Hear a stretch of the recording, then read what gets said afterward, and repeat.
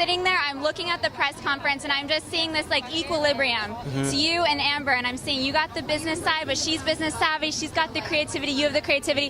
What did it take to get to that point where you guys seem like you're just kind of flowing, working hard, but there's something there, like Sure. Well, I mean, it's what, 7 years now when we've built the business together from ground up. She's clearly the boss. She's in front. She's in charge.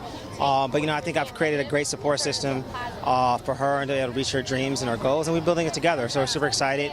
And then we did it for her, and we're doing it with China now. And then Amber and I decided we're going to do it with another brand, Tory Bricks. And so we're just going to keep growing our business and our brand in terms of supporting women and giving women an opportunity to lead their own way, lead their own brands, and build huge businesses. Now, in the press conference, you mentioned that actually her team is men. So what is it as a woman that you think she's bringing to this team of guys to sort of get, done? You know what? She's an interesting leader. I mean, she's very... she's like almost unisex in that way, right? I've worked for all types of men and women, of course, but she's a leader. She leads us, but I think she likes the challenge of running a company of a bunch of men who are working for her. I think she likes that. I think that kind of goes to kind of her brand and who she is and the mystique of her, right? That's like part of the bad bitch brand, right?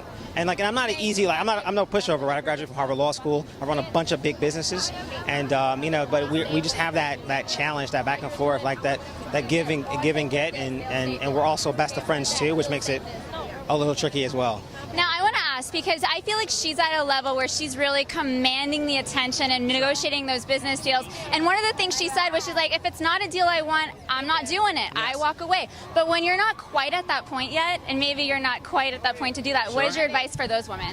When they're getting paid less in offers and contracts than the men are? It's just tricky, because obviously there's a primal concern of like eating and making sure you can take care of yourself and your family.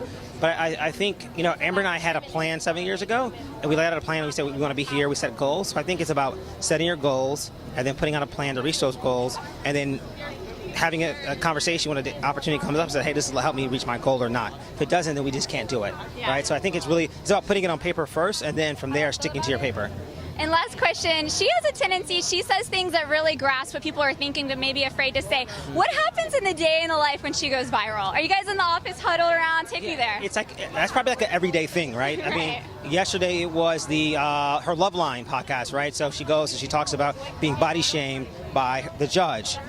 And she had a very casual comment. She was very bothered by it, and then it became headline news. And a day later, today we're in the Slut Walk. So this is kind of par for the course. The opposite could be true too. It's like no one cared. So we're excited to be able to huddle for when it goes viral, and the goal is for it to go viral every day. Yeah, right? Absolutely. Yeah. I love that so much. Well, honestly, you guys are kind of blowing everything out of the water. It's a great message, and I can't wait to see what you both do next. Likewise. Thank you. Thank you for the time. Appreciate it.